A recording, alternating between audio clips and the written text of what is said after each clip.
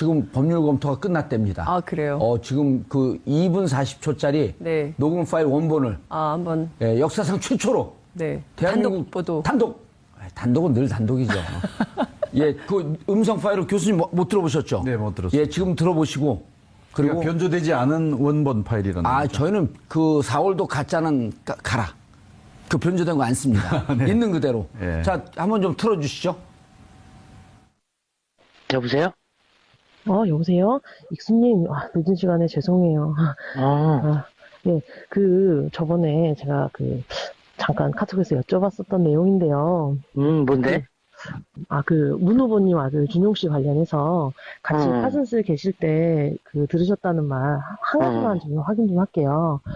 그게 본인이 뭐 이렇게 지원을 해서 이렇게 합격을 한 그런 게 아니라 어느 날 부친이 갑자기 어디다 야 뭐 원서 하나 내봐 이렇게 해가지고 했다고 들었는데 그게 맞나요? 그건 자세한 건 모르겠는데 네. 듣기로는 그렇게 들었어. 뭐 아빠가 네. 얘기를 해서 네. 어디에 이력서만 내면 된다고 얘기를 했던 것 같은데? 근데 그게 이제 뭐 지원 기간 안에 했는지 지나고 했는지 이거에 대해서는 확인이 어렵겠죠. 걔가 뭘 알겠어요. 뭐 아빠가 하라는 대로 해서 했었던 걸로 나는 그렇게 알고 있었어. 그리고 그렇게 소문이 났고 그렇게 얘기를 들었어. 그랬군요. 그러면 당시에 파슨스에 있었던 직원들이 다 좀 어느 정도는 다 알고 있겠네요. 당연히 그걸 모르는 게 이상한 거지. 그렇군요. 아니, 아까 토론회 하는 거 봤더니,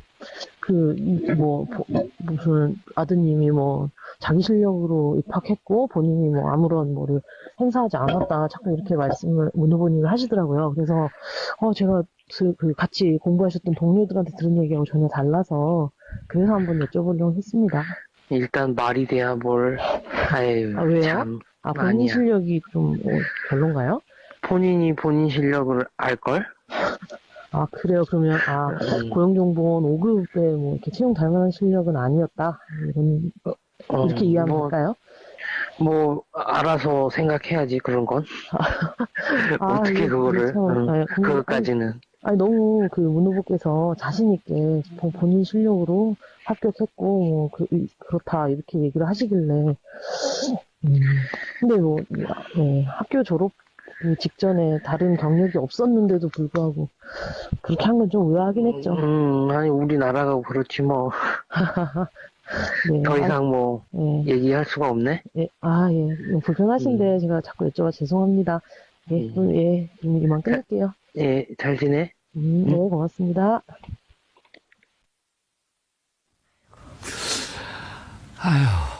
자, 우리 김태일 교수님 말씀 들으시면서 시청자 여러분들께서도 의견 주시기 바라겠습니다. 샵 5400, 샵 5400 정보 이용료 100원이 부과됩니다. 문자 보내주시기 바라겠습니다. 상 기자님. 네. 잘 지내? 그러니까 저 남자 목소리가 누군지 아시죠? 동생이라는 거잖아요. 남동생. 동생이요. 예, 남동생, 사촌 남동생을 시켜가지고 했다는 건데요.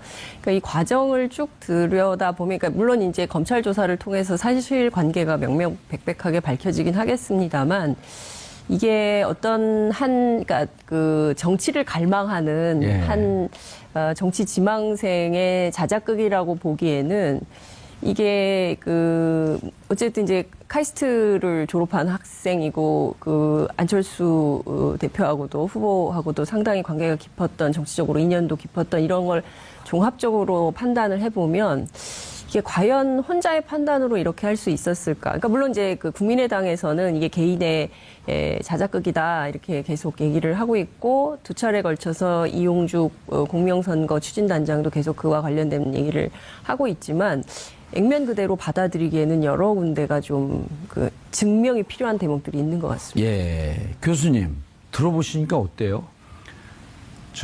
변조된 것을 풀어보니까 교수님하고 얘기했는데 왠지 목소리가 앳된 목소리가 밑에 이렇게 깔려 있네요. 예, 남자분이요. 네네. 예.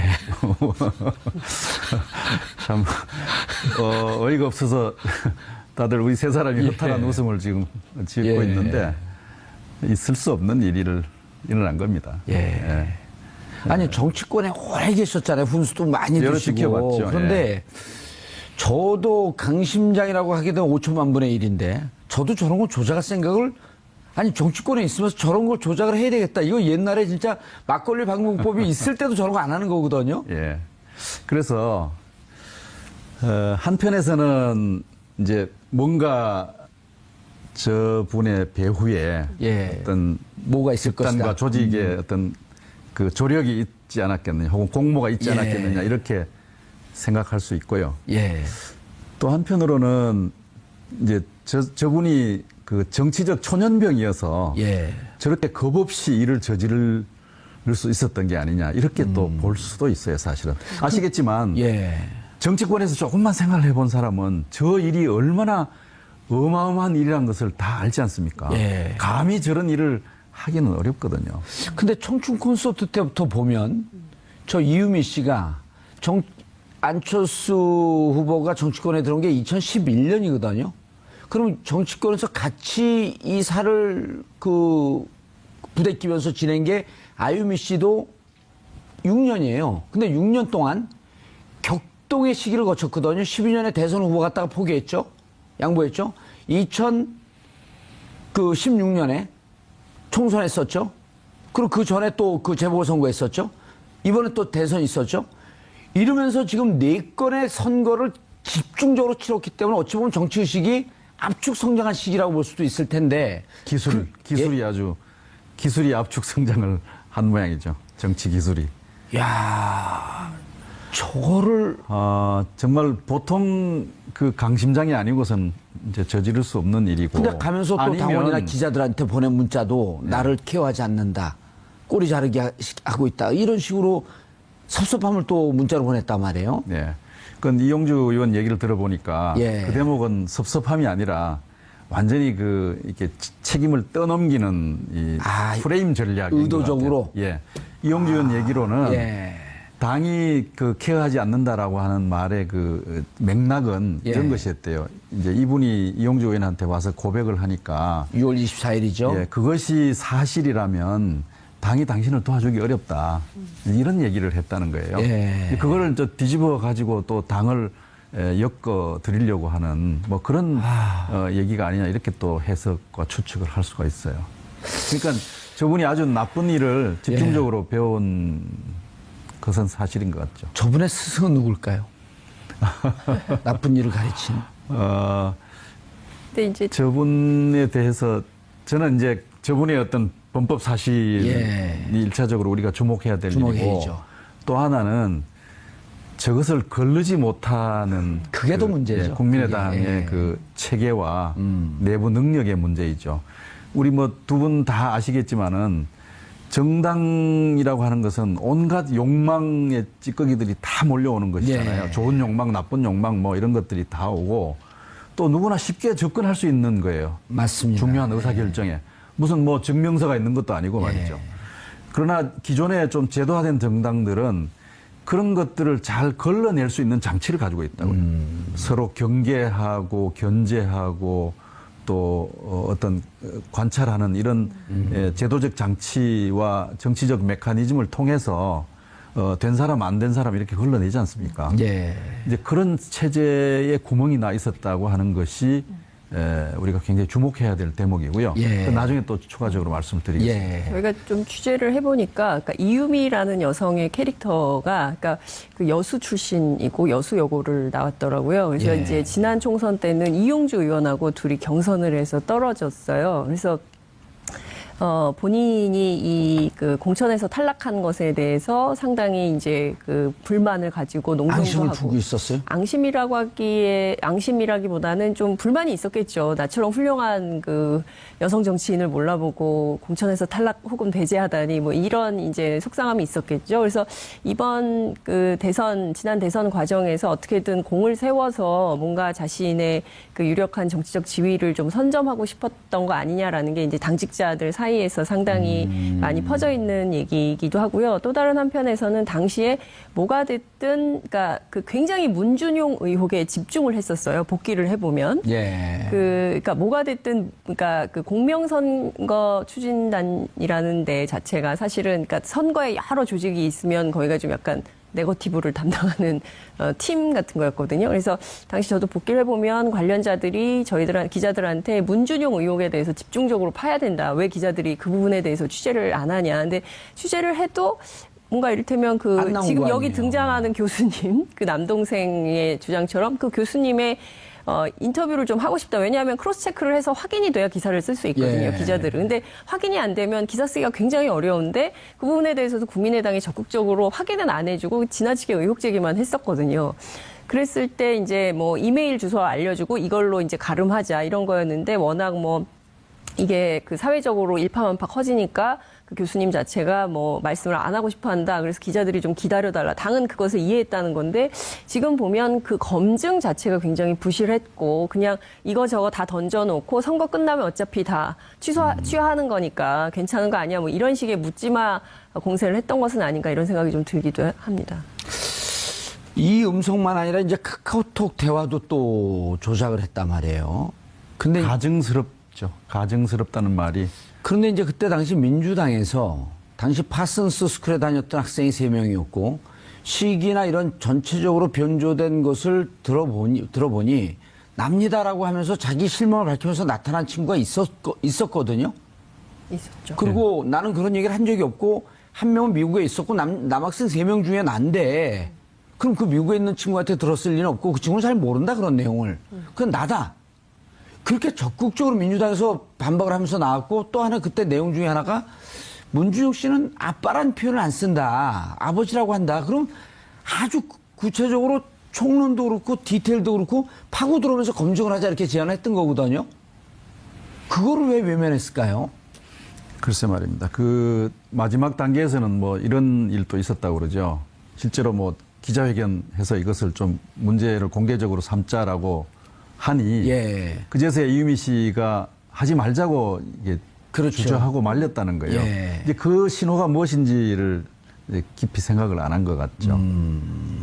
이유미 씨는 뭔가 자기 공으로 좀 이렇게 떠벌리고 나서 이 문제가 심각해질 수 있다고 생각하니까 아마 발을 빼려고 했던 것 같은데 예. 이제 그런 징조를 놓친 것도 뭐 당이 현재 통탄을 해야 될 일이 아닌가 이렇게 그리고 생각합니다. 이용주 의원도 뭐 본인은 몰랐다고 하고 이준서 씨도 몰랐다고 하는데 이준서 씨 몰랐다고 하는 거는 둘의 대화 내용을 보면 이제 그것은 사실이 아닌 거로 좀 나오는 거죠. 그리고 이용주 의원은 복수의 사람들부터 확인했다 해서 복수가 누구냐 했더니 한 방송에서 이준서 씨와 제보자다 이렇게 얘기를 했는데 제보자 2명이 아니고 이런 것도 좀 석연치 않지 않나요? 부장검사 출신이. 근데 그분이 정치 초년병입니다. 근데 지금이라도 털어놓자. 옛날 뭐 어머니들이 말씀하시는 표현을 빌리자면 눈에 뭐 씌인 게 아니냐 이렇게 그 표현할 수도 있겠고요. 예. 뭐 그것을 좀 사회학적으로 풀어서 얘기하면 그 선거 막바지에 안철수 후보의 지지율이 막 내려가고 있었지 않습니까? 예, 곤두박질 치고 있었죠. 그런 상황에서 뭔가 공을 세워보겠다고 하는 공명심, 허영심, 뭐 그릇된 욕망 이런 것들을 국민의당이 제대로 잡아내지 못하고 예. 오히려 거기에 말려 들어가 버린 그 무책임의 소재는 뭐 어디까지인지 아직 확인할 수 없습니다만은 예. 국민의당 전체가 이제 그렇게 되어버린 꼴이 됐죠. 국민의당 지도부의 대응은 어떻게 보세요? 지금 어찌됐든 이제 이 사실이 지난 주말에 알려지고 이유미 씨가 이제 그 여수에 내려가서 이용주 의원을 만나서 사실관계를 확인하고 주말 사이에 이유미 씨하고 이준서 전 최고위원을 둘이 각각 다른 방에서 조사를 하고 그 내용을 합산한 결과 이대로는 안 되겠다 싶어서 곧바로 박주선 대표에게 연락을 해서 대국민 사과로 이어지기는 했는데요. 그러니까 지금 상황에서 뭐 특검을 하자 뭐 하자 뭐 별의별 얘기를 또 꺼냈다가 또 다시 또 주워 담고 여론이 안 좋으니까 뭐 이런 상황까지 오고 있긴 한데 큰 틀에서 보자면 지금 굉장히 어수선하고 대응이 잘 안 되고 있고 당 내부에서는 이 당 해산해야 된다 이런 주장도 나오고 있고 일부는 탈당해서 다른 당을 가야 되는 거 아니냐 이런 얘기를 하는 사람들도 있고 굉장히 지금 자중질환의 상황에 빠져 있다 이렇게 볼 수 있을 것 같고요. 그 2016년이죠. 그때 그 총선 당시에 있었던 그 홍보비 파문 있지 않았습니까? 이제 그때보다 한 10배 이상의 충격이 당 안에 있는 것으로 보이고 당 내부에서도 지금 굉장히 심각하게 받아들이는 것 같습니다. 그때 이번에 또 경선 과정에서 원광대 학생들 동원이라든지 네. 여러 가지 잡음이 있었잖아요. 근데 그렇죠. 정당에서는 네.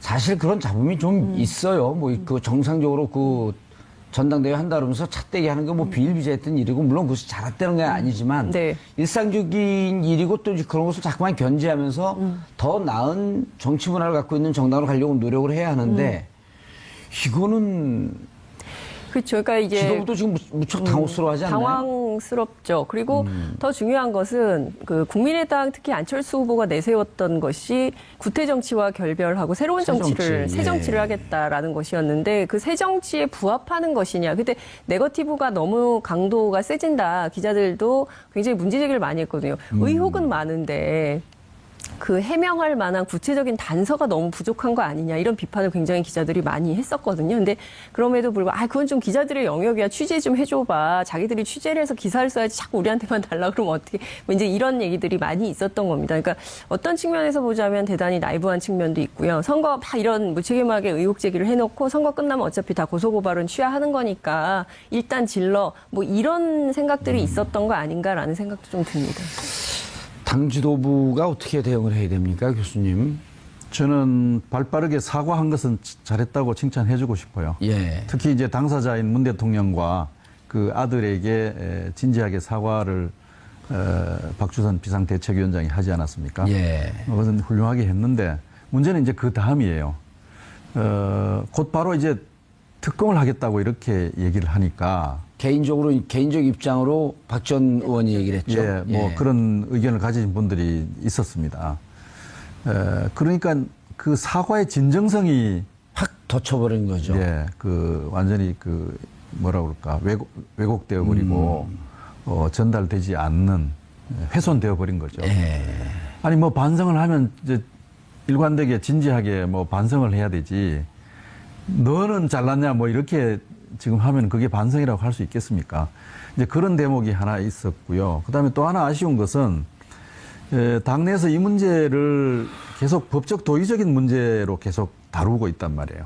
그러니까 이유미 씨의 그 범죄 행위가 단독이었는지 공모가 있는지 혹은 또 어느 선까지 알았는지 하는 것은 물론 중요해요. 예. 그런데 이것은 이제 형사적 책임을 묻기 위한 것이거든요. 그건 검찰의 몫이고. 책임의 소재가 어디에 있고 그 책임의 그 경중이 얼마나 되느냐 하는 것인데 예. 이것은 사법기구가 하는 일이에요. 그렇죠. 그다음에 도의적 책임의 문제는 학교나 교회가 하는 일이죠. 정당이라고 하는 것은 정치 조직이지 정치적으로. 않습니까? 아하. 그러면 정당은 당연히 법적 도의적 책임을 물론 따져야 되지만 정치적 책임에 대해서 논해야 되는 거예요. 그래서 그 일에 직접 조작에 개입을 하지 않았다고 하더라도 그 조작된 자료를 가지고 선거 캠페인에 아주 강력한 소재로 활용을 했단 말이에요. 강력하고 주요한. 네. 예. 그것도 아주 강력하게 선거 막바지 중요한 예. 국면에서 그러면 그 조작에 직접 개입했느냐 안 했느냐 여부는 사실은 중요하지 않아요. 그것을 선거대책기구가 공식적으로 활용했다는 점에 대해서 국민의당이 책임 있는 자세를 보여야 돼요. 그 왜? 정당은 정치기구지 않습니까? 예. 이거 어떤 문제를 두고 있을 때 검사가 하는 그 대응책하고 학교 선생이 생각하는 대응책하고 다르단 말이에요. 검사는 어떻게 처벌할 것이냐, 죄를 어겼느냐, 멀었느냐. 그 다음에 선생은, 너 좀 얘가 뭔가 좀 뉘우치고 있는지, 뭐 스스로 어떻게 성찰하고 있는지 이 점을 주목하는데 정치기구는 자신이 행한 행위에 대한 정치적 책임을 지는 것이 가장 중요한 기준이고 덕목의 바탕이 되어야 되는데 이 점에 대해서 지금 국민의당이 계속 법적 도의적 수준에서만 얘기하는 거예요. 예를 들면 그 이유미는 국기를 물랑케 한 엄중한 처벌을 해야 될 그런 짓을 했다. 이건 이제 법적 책임에 대한 엄중함의 표현이거든요. 국민들이 기대하는 것은 그 이상의 것이죠. 저희 그 얘기로 국민들이 만족하겠습니까? 듣고 싶지도 않아요. 그러니까요. 누가 이유미와 뭐 이준서가 같이 했느니 안 했느니 또 그것을 뭐 사전에 어디까지 알았느니 안 눈치를 알았느니. 챘느니 아니 이건 별로 중요한 게 아니에요. 이미 이것은 선거 과정에서 중요한 소재로 활용한 것이에요. 그러면 그 범위 내에서 책임 있는 얘기를 해야 됩니다. 이제 그게 빠져 있기 때문에 그저께 일이 공개가 되고 나서 지금 이틀이 지나고 있는데 다들 미흡해하고 있는 것이고 또 계속 언론들도 그런 부분에 대한 질문을 계속 던지고 있는 중이죠. 그래서 정당이 정치적 기구이기 때문에 정치적 책임이라고 하는 점을 주목하지 못하고 있다는 점이 여전히 국민의당은 이 문제를 좀 안이하게 보고 있는 게 아니냐 이렇게 생각할 수가 있죠. 그러니까요. 특검 얘기 나올 때 해도 국민들이 이렇게 국민들의 눈높이를 이해를 못할까? 국민들의 분노 게이지가 어디까지 가 있고 특검이라고 하면 그리고 심지어 그 김동철 원내대표의 법정 최고형으로 다스려야 한다라고 하는 것도 뭐 요즘 유행하는 유체이탈화법 아니냐 저게 본인들이 책임을 져야지 정치적으로 이런 지적들을 많이 했단 말이고 SNS상에서 일반적인 사람들이 그 얘기를 하고 있습니다. 근데 막상 정치 지도자들은 그런 얘기로부터 좀 벗어나 있어요. 그래서 이제 그 특검 문제는요. 우선 이 사과하고 그 사죄가 받아들여지고 이 문제가 정리되면 그 다음에 그 특혜 채용 문제는 나중에 다루자라고 이렇게 정리를 한 건가 봐요. 했지만은 이미 뭐 특검 논란이 국민들에게 많은 실망을 안전다 입에 건드렸죠. 그랬고 이제 남은 것은 역시 법적 도의적 문제가 아니라 정치적인 문제에 대해서 국민의당이 어떤 정치적 책임을 표현할 것이냐 하는 것이 남아있는 과정입니다. 장 기자님, 지금 교수님 말씀이 저는 제가 친한 분이어서 이제 귀에 쏙쏙 와닿는데요. 예, 그렇기도 하고 저희가 취재를 좀 해보면 동의를 안 하시네? 네? 동의를 안 하시네? 아니요, 저는 그 옳으신 말씀이라고 생각을 하고 제가 덧붙여서 설명을 좀 드리고 싶은 대목이 제가 이렇게 국민의당 쪽에 취재를 쭉 해보니까, 그러니까 이게 지금 그 이유미 씨나 이준서 전 최고위원의 경우에는 이 구속이나 혹은 또 법정형을 뭐 피해갈 수 없을 것 같다라는 얘기를 하고 그렇지만 그 윗선에 대해서는 증거가 없으므로 무혐의 처분될 가능성이 높다는 얘기를 벌써부터 하고 있거든요. 그러니까 말씀 주신 대로 이게 어떤 정치적 도의적 책임을 지는 것이 아니라 사법적 판단에 따라서 우리가 책임질 것은 어느 선이고 그 이상은 아니므로 당이 전체적으로 다 책임질 문제는 아니다라고 정리를 하는 분위기이고 또 다른 측면에서는 그 문준용 씨 특혜 채용 의혹이 실제로 있다고 믿는 것 같아요. 국민의당 사람들은. 그래서 기자들한테 끊임없이 그 투트랙으로 얘기를 하고 있어요. 그 이유미 씨와 관련된 것은 우리가 잘못했다. 그렇게까지 조작을 했을 거라고는 우리는 상상도 못했다. 그럼 검증 과정에서 미흡했던 점 인정한다. 그것은 그것이지만 이 문제 때문에 문준용 씨 특혜 채용 의혹이 사그라들어서는 안 된다. 그게 국민들하고 그 눈높이가 안 맞는 거죠. 그러니까 두 가지. 그러니까 이 문제에 대해서는 우리가 잘못했지만 또 다른 한 측면에서의 문준용 씨 특혜 채용 의혹과 관련해서는 밝혀야 되겠다. 그래서 그 쌍끌이 특검이라는 측면으로 특검을 해야 된다라고 주장을 했다가 그야말로 국민들로부터 엄청난 질타를 받고 스스로 이제 걷어들인 이런 상황이 되는 것이죠. 박주선 비대위원장이 그렇게 얘기했잖아요. 그분은 이제 좀 어쨌든 현실에 근접해서 지금 특검할 때냐. 그렇죠. 검찰 조사를 성실히 받으면 되는 것이죠. 그리고 그 김태일 교수님 말씀하신 대로 사법적 영역에서 법률적으로 책임져야 되는 것은 그것대로 책임을 지되 공당이 아주 막중한 선거 가운데 이 조작된 내용을 정확하게 확인조차 제대로 하지 않고 마구 퍼뜨리고 카드 섹션도 했잖아요. 그러니까 하여튼 지금 복기를 해보면 대선 당시에 가장 집중했던 게 문준용 씨 의혹이었어요. 국민의당이. 문유라라고 했었잖아요. 문유라. 그렇죠. 왜냐하면 당시에 정유라 씨 말 타고 다닌 것 때문에 얼마나 국민적 공분이 컸습니까? 그러니까 그거를 똑같이 비유해서 지금 청년들 실업 문제 심각하고 일자리 없어서 난리인데 정유라만 그런 줄 알았더니 박근혜와 정유라 뭐 이렇게만 그런 줄 알았더니 문재인 대통령 똑같은 거네. 문재인 후보도 똑같네. 이런 식의 프레임을 만들어 버린 거죠. 국민의당이. 그래서 굉장히 비판이 많았는데 결국에 이게 조작이었어? 이러니까 너무 황당해하는 거죠. 국민 여론은. 교수님, 안철수 후보는 현재 아무 입장을 표명 안 하고 있거든요. 예. 자, 당의 비대위원장 박주선 그리고 그 원내대표는 김동철 의원이지만 누가 봐도 국민의당의 최대 주주 오너는 안철수 의원이다. 이런 거에 대해서 피할 수 없는 거 아니에요? 이제 그런 부분에 대한 뭐 책임의 연관도 있지만요. 예. 또 뭐 이유미 또 이준서라는 분이 그 안철수 전 후보에 아주 가까운 분이었고 예. 직접 뭐 영입을 했다고 하는 얘기도 있어서 이제 그런 부분에 대해서 이제 도의적인 책임을 이제 문제 삼는 분도 계시는데요. 저도 그 문제는 이렇게 봐요. 뭐 그런 문제 개인적인 관계가 있건 없건 간에 예. 선거라고 하는 것은 후보가 최고의 책임을 지는 그 장이 아닙니까? 예. 그러면 그 선거 운동 과정에서 일어났던 중차대한 문제, 민주주의의 근간을 위협하는 문제에 대해서 그 최고의 책임을 지었던 분으로서 뭔가 반응을 해야 된다고 보는 거죠. 무슨 말씀인가를 하셔야 되는 것이 필요하다고 해서요. 저는 오늘 뭐 오전 몇 개 언론 인터뷰에서 그 안철수 전 후보가 뭔가 말씀을 하셔야 된다. 이렇게 얘기를 드렸습니다. 그랬더니 뭐 어쩌고저쩌고 하는 얘기가 뭐 꼬리를 물었는데 제 생각은 그렇습니다. 그 안철수 전 후보가 이 위기 상황에서 뭔가 주도적으로 국민들이 바라는 국민들의 눈높이에서 대응을 하고 그 과정에서 좀 지도력을 보여주었으면 좋겠다. 위기 수습의 지도력. 그러니까 뭔가 잘못을 저지르고 오류가 있었을 때 그것을 고쳐가고 국민들에게 사과와 용서를 비는 이런 것도 정치 지도자의 중요한 능력이고요. 그럼요, 사과할 이 줄 알아야죠. 국면에서 예. 지도력을 보여줄 수 있는 것이죠. 저는 안철수 후보가 이렇게 자꾸 방어적으로 이 문제를 보실까봐 좀 걱정인데 물론 얘기는 안 해봤습니다만은 예.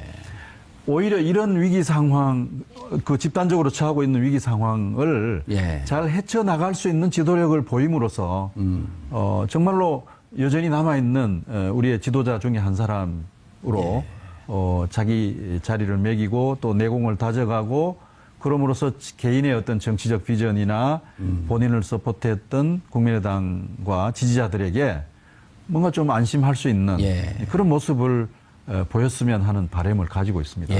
안철수 전 후보를 뭐 제가 막 질타하고자 하는 함이 아니라 이런 과정에서 적극적으로 나서서 이 위기 수습을 하는 그런 지도력을 보여라. 그것은 뭐냐 하면 국민들에게 사죄하고 이 문제에 대해서 무슨 법적으로 내가 책임이 있네 없네 이 사람 나는 안 해 모르네 이게 아니라 전체적으로 이건 내가 책임진다. 이런 모습을 보이시는 게 좋지 않겠나. 알겠습니다. 그런 안타까운 생각에서 말씀을 드렸습니다. 교수님 시간 내주셔서 감사합니다.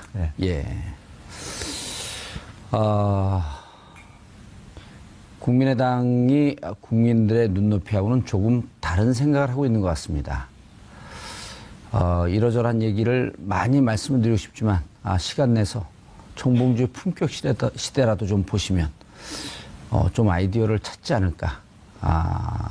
우왕좌왕 자중질환 벌이지 말고 방금 교수님 말씀 말 맞다나 이렇게 어려운 시기에 지도력을 발휘해서 파도를 뚫고 나가는 그러한 선자의 모습을 보이면 그나마 남아있던 지지자들도 박수를 보내지 않을까 하는 생각입니다. 국민들이 이래저래 스트레스를 좀 많이 받고 있습니다. 헤아려 주시기 바라겠습니다. 정봉주의 품격 시대에서는 여러분의 소중한 의견을 받습니다. 샵 5400으로 주제 맞는 다양한 의견 문자로 보내주시기 바라겠습니다. 100원의 정보 이용료가 부과됩니다. 한 발 더 깊이 들어가는 시사 분석, 여러분 지금 생방송으로 진행하는 정봉주의 품격 시대와 함께하고 계십니다.